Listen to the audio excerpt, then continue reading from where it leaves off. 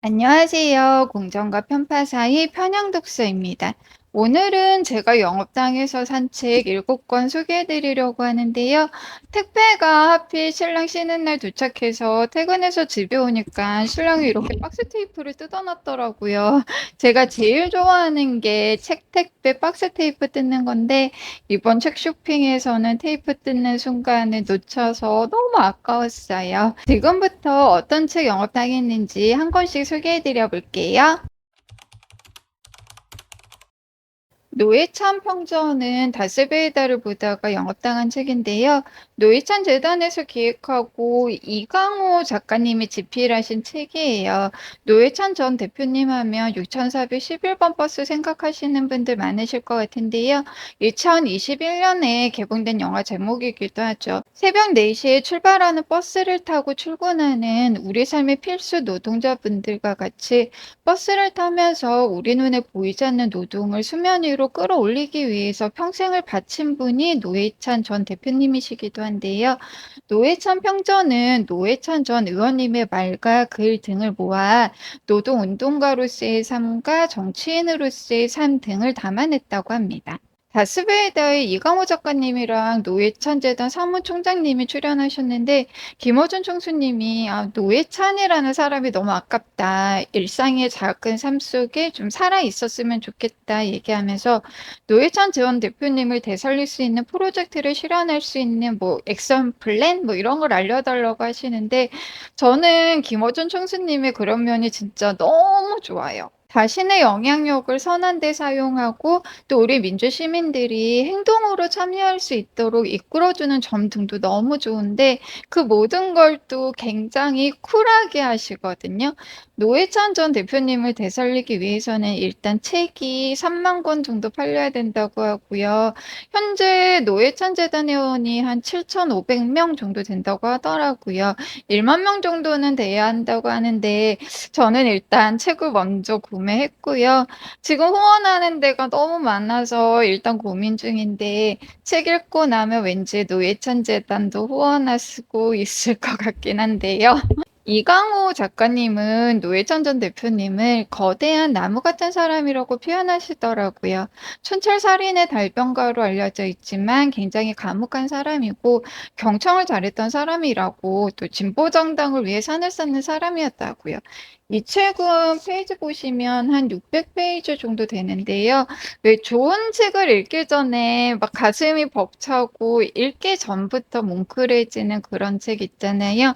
노회찬 평전이 저는 그런 책 같아요. 그래서 잘 읽고 구독자분들께 소개도 한번 해드릴게요.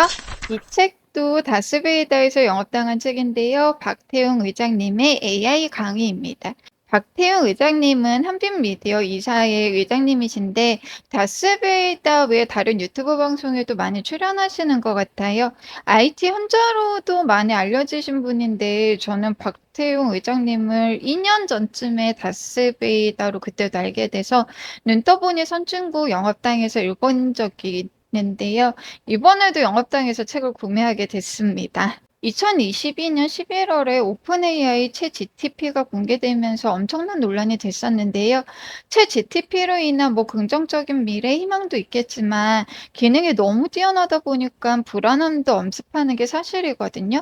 다스베이다의 박태용 의장님이 나오셔서 챗 GTP에 대해서 설명을 한번 해주셨는데 김호전 총수님이 박태용 의장님을 다스베이다의 노예라고 우습게로 말씀하시기도 하는데요. 한 해 출연하고 발목이 잡히셔서 5회까지 출연하셨고요. 채 GPT란 무엇인가부터 시작해서 채 GPT의 취약점, 어떤 장점을 공론화해서 우리가 인공지능 시대를 대비해야 할지 등에 대해서 말씀해 주셨어요. 박태영 의장님의 채 GPT 특강만 따로 모아서 채 GPT가 뭐길래라는 영상을 딴지 방송국에서 올려주는데요. 이 영상 조회수만 40만 회가 넘어가더라고요. 챗 GPT의 장점만 부각하고 챗 GTP로 돈을 벌 수 있는 방법 등에 관련한 영상들도 유튜브에 많이 올라오는데요. 박태용 의장님은 IT 현자답게 챗 GPT의 윤리적 문제나 결과에 대한 책임 등등 좀 건강한 사회를 위해 우리가 챗 GTP를 어떻게 활용해야 할지 또 돈보다 더 가치 있는 것들에 대해 말씀해 주시는 게 너무 좋아요. 이 책 한 권 읽고 나면 챗 GTP에 대해 통달할 수 있을 것 같은데요. 혹시 의장님의 다스베이다 챗 GTP 강의 못 보신 분들 있으시면 이번 기회에 방송이랑 책이랑 같이 보셔도 너무 좋을 것 같아요. 저도 책 재미있게 잘 읽어보겠습니다. 이번 책은 청와대 전 안보실 비서관 최종건 교수님과 국내 최초 아시아 최고 애널리스트상을 수상하신 애널리스트 이강수 님이 쓰신 아무도 행복하지 않는 나라인데요. 이 책 역시 다스베이다에서 영업당한 책이에요. 제가 김어준 총수님을 너무 좋아해서 다스베이다에 나와서 영업하는 책들은 되도록 좀 구매해서 보려고 하는 편인데요. 이 책을 쓴 이강수 님은 미래에셋에서 제일 잘 나가는 애널리스트였는데 이 책을 제필하고 책이 출간이 됐는데 책 표지에 이렇게 윤석열 대통령을 희화해서 배도 나오게 그린 그림이 이렇게 그려져 있거든요. 이강수님은 책이 출간되기 전까지는 표지를 못 봤다고 하시더라고요.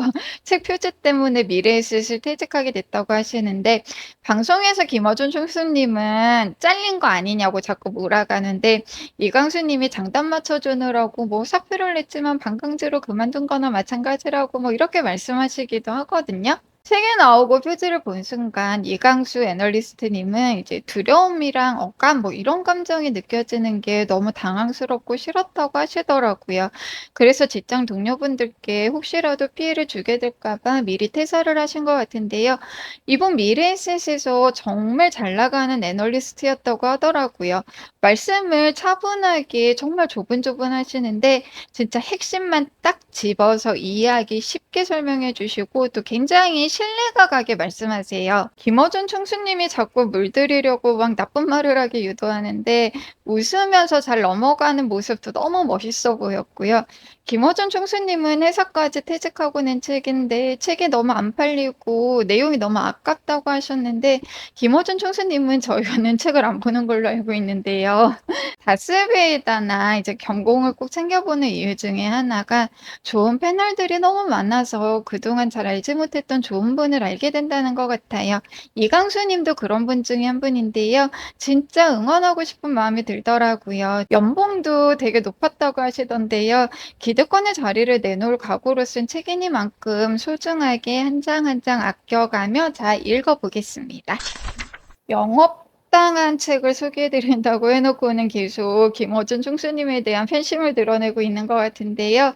이번 책 머리를 비운 내과학은 팟빵 매거진 월말 김어준에서 영업당한 책입니다.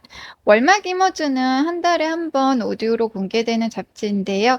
과학부터 철학, 문학, 예술, 패션 등등 김어준 총수님의 개인적인 호기심 때문에 시작했다고 해요. 인문학적 지평을 넓힐 수 있는 굉장히 좋은 방송이고 한 달에 정기 구독료가 9,900원인데 진짜 이 돈이 하나도 아깝게 느껴지지 않는 방송이에요. 얼마 김어준 과학 분야에는 박문우 박사님이 게스트로 나오시는데요. 솔직히 하시는 말씀의 절반만 겨우 이해하는 것 같아요. 이번 달 방송에서는 텅 빈 세계에 대해서 말씀하시는데요.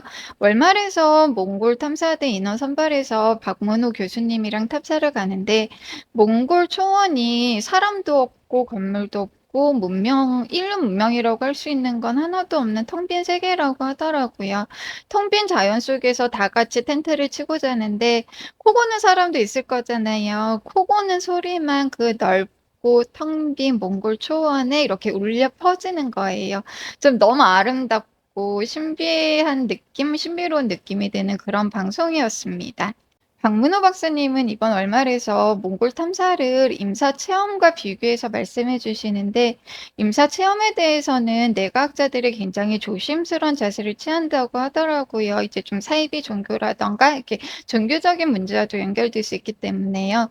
그런데 박문호 교수님이 임사 체험과 비슷한 과학적 실험을 한 사례 중 가장 과학적으로 접근한 경우라면서 추천을 해주신 책이 닐스 비르바우머의 머리를 비우는 내과학이에요. 이 책 간단히 소개해 드리면 왜 루게릭 환자처럼 의식은 있지만 몸은 움직이지 못하는 감금 증후군에 걸린 환자에 대해 전극 장치를 이식을 하는 거예요. 그래서 그 장치를 통해서 뇌 혈중 상서 농도, 뭐 혈류의 흐름으로 의사소통을 한 실험이라고 하는데요. 여기 닐스 비르바우머라는 과학자분은 이 죽기 직전의 정신 상태는 어떨까 어떨까 하는 궁금증 때문에 그 낙하산을 타고 왜 공중에서 이렇게 아래로 떨어지잖아요. 그러면 떨어지기 직전까지 그 상태를 연구하기 위해서 정말 낙하산을 어떻게 타야 하는지 한번 연습 한번 하지 않고 공중에서 비행기에서 떨어지는 실험까지도 하셨던 분이라고 하더라고요. 그런 여러 가지 실험을 하다가 마지막에 좀 '지금의 상태는 어떤가? 죽기 직전의 상태는 정말 과연 어떤가?' 이런 실험을 하기 위해서 감금증후군 환자를 굉장히 오랜 시간 연구를 했다고 하는데요. 의식은 있지만 육체를 내 맘대로 할 수 없는 상태, 의식이 몸속에 감금되어 있는 상태잖아요. 의식은 있지만 몸은 움직일 수 없고 내 의지대로 어쩌지 못하는 상태가 죽기 직전의 상태와 비슷하다고 해요. 그래서 실험 마지막에 각 이 박사님이 "이렇게 몸 안에 갇혀 지내는 시간은 어땠나요?"라고 그런 질문을 했다고 합니다. 그런데 저희는 왜 되게 괴롭고 답답하고 깝깝하고 이런 느낌이었을 것 같잖아요. 그런데 감금증후군 환자분의 대답이 "평안하다."였다고 합니다. 우리는 죽음을 두려워하지만 죽기 직전의 상태에는 오히려 살아있는 시간 동안 느끼지 못한 평안함을 느끼게 되지 않을까? 좀 너무 아름답고 가슴이 왠지 모르게 막 뭉클해지죠. 이 방송이 너무 좋아서 과학책을 보통 읽으면 절반만 이해하는 편이라서 잘 안 사는 편인데 그래도 용기 내서 구매한 책이고요. 박문호 박사님 방송은 무료로도 청취가 가능하세요. 혹시 관심 있으신 분들은 꼭 들어보시면 좋을 것 같습니다. 앞서 소개해드린 네 권은 김어준 총수님께 영업당한 책인데요.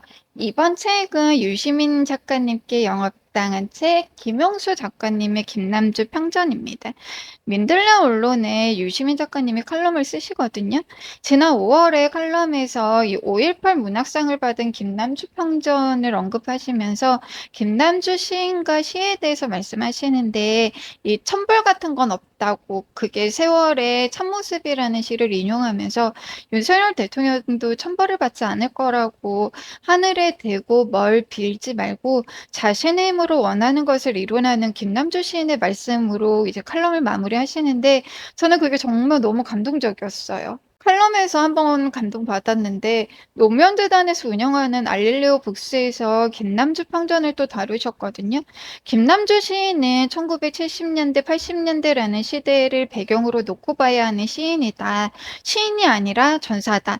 온몸으로 노래하는 시인이다. 이런 표현들이 너무 가슴 뭉클하게 다가왔어요. 제가 과학도 어려워하고 시도 좀 되게 어려워해서 김남주 시인님 시집이랑 평전을 같이 장바구니에 담아뒀다가 좀 시를 먼저 읽고 평전을 읽어야 되지 않나 하는 마음에 계속 이제 주저하다 보니까 시도 못 읽게 되고 평전도 자꾸 읽는 걸 미루는 것 같아서 이번에 평전 먼저 구매해서 읽을 예정이고요.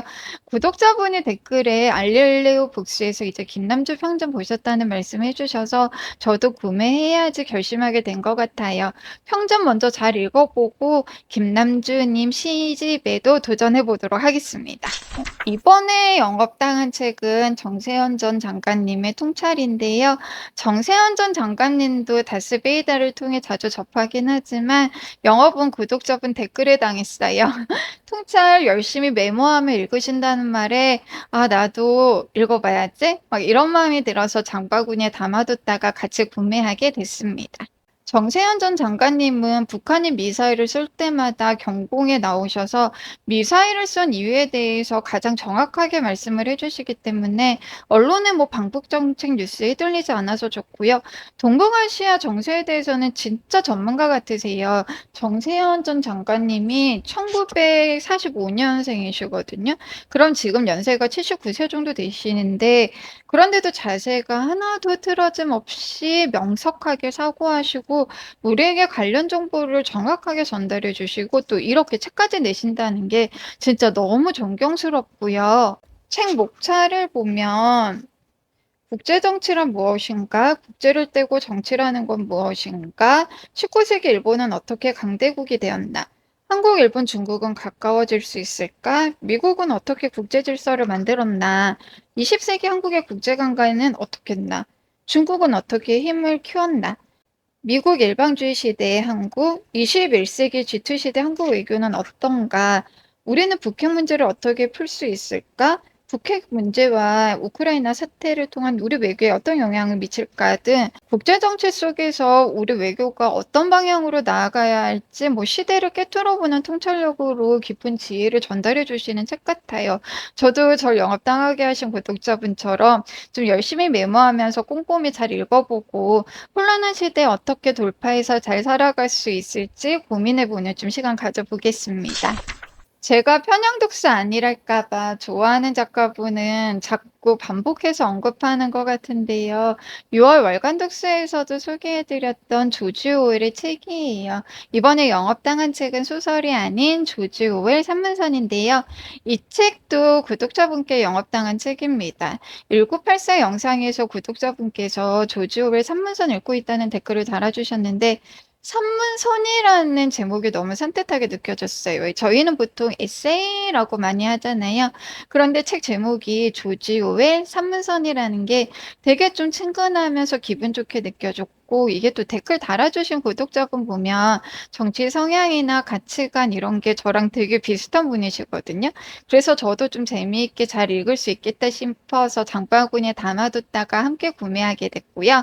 6월에 리베카 슬릿의 5월의 장미 읽고 6월 월간 독서에서도 소개해드렸는데요. 5월의 장미에서 조지 오웰이 쓴 에세이에 대한 내용이 자주 언급되거든요. 사회주의자인 오웰이 아니라 인간과 자연을 사랑했던 오웰의 모습이 이런 산문에 에세이에 굉장히 잘 드러나 있다고 하시더라고요. 거기에 진보적 지식인으로서 사회를 바라보는 시선, 비평가로서의 모습들도 잘 나와 있다고 하는데요.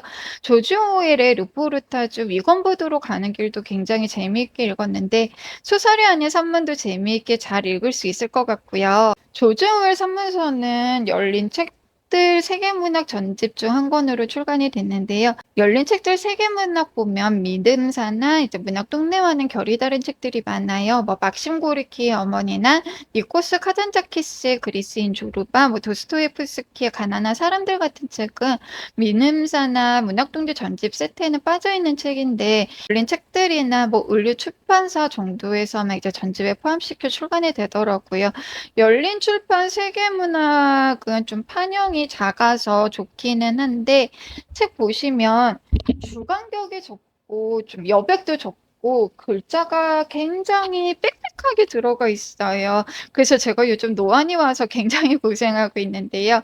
책 읽을 때 눈이 좀 아프다는 단점이 있습니다. 그런데도 이게 종이 질이나 종이 냄새가 추억의 책 냄새 같은 향수를 불러일으키는 책이 또 열린 출판사 세계문학 전집이기도 하거든요.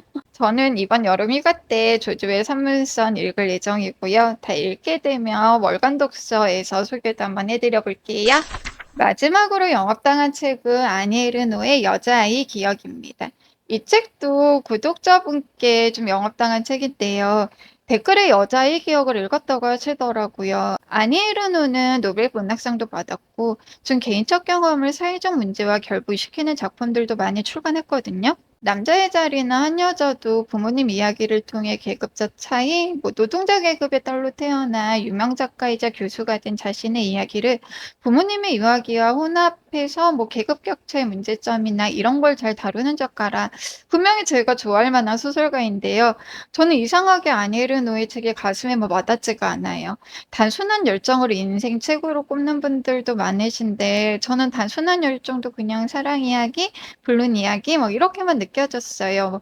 남자의 자리나 한 여자는 잘 읽긴 했는데 막 너무 좋다 그렇게 느껴지지 않았고요. 저는 좀 이사벨 아옌데나 장강명 작가님이나 톨스토이처럼 좀 이야기에 힘이 있는 소설을 좋아하는 편인 것 같아요. 좀 시를 어려워하는 것처럼 단순한 스토리를 아름답거나 시적인 문장, 함축적 의미를 담고 있는 문장으로 표현하는 소설들을 어려워하고 흥미를 잘 느끼지 못하는 게 아닌가 싶어요. 이게 운문형이 아니라 좀 산문형 글들을 좋아해서이기도 한 것 같고요. 그래서 아네르노도 좀 그런 문장 표현력이 굉장히 좋은 작가시라 제가 문장 하나하나에 감동을 잘 못 느끼는 게 아닌가 싶더라고요. 저는 진짜 책을 한번 읽기 시작하면 정말 웬만하면 완독을 하거든요. 읽다가 지루하고 힘들고 해도 일단은 눈만 글자를 쫓고 정신은 딴 데가 있어도 책은 무조건 끝까지 다 읽는 편인데 아니 에르노의 세월을 소설은 솔직히 읽다가 중간에 포기할 정도로 진짜 어렵고 공감이 잘 안 되더라고요. 구독자분이 여자의 기억 읽었다는 댓글 보니까 아니에르노 작품에 다시 한번 도전해봐야지 하는 마음이 들어서 바로 장바구니에 담아뒀다가 이번에 같이 구매했습니다. 알라딘 설평 보니까 18살에 여름방학 캠프 지도교사로 활동하면서 겪었던 수치스러웠더니 60년 동안 꺼내놓지 못한 이야기를 70세가 넘어서 세상 밖으로 꺼낸 이야기라고 하더라고요. 좀 감동적이죠. 이번에는 진짜 문장 하나하나 놓치지 말고 여러 번 곱씹으면서 많은 분들이 정말 아니르노를 왜 좋아하는지를 좀 느낄 수 있게 잘 읽어보고 다 읽고 나면 이번 책은 성공했는지 실패했는지 월간 독서 시간에 구독자분들께 소개해 드릴게요. 지금까지 영업당한 책 7권 소개해드렸고요. 좋은 책도 많지만 책 한 권 사고 좋은 일 했구나 하는 마음이 들게 하는 책들도 있어요. 한 권의 책으로 머리도 마음도 풍요로워지는 한 주 되셨으면 좋겠고요. 우리나라도 이제 장마가 아니라 모기라고 하더라고요. 좀 덥고 습한 날씨에 몸도 마음도 많이 지치실 것 같아요. 우리 구독자분들 좋은 책으로 힘내실 수 있으면 좋겠습니다. 지금까지 공정과 편파사의 편향독서였습니다. 영상 시청해주셔서 감사합니다.